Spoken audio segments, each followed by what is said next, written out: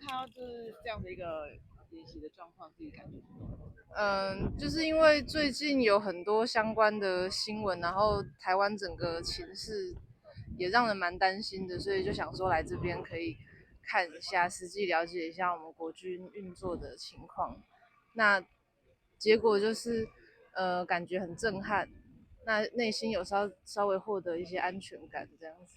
震撼！因为国军战备需要，我们都需要支持啊。这个是国军就对了。对，立体国军，因为来跟我们商量，我们太麻里乡公所、民生党我们代表，还有跟我们代表会主席，我们全力都支持国军。然后这个会变成一个常态性的一个演练啊，希望我们不管是各单位，我们都要来支持。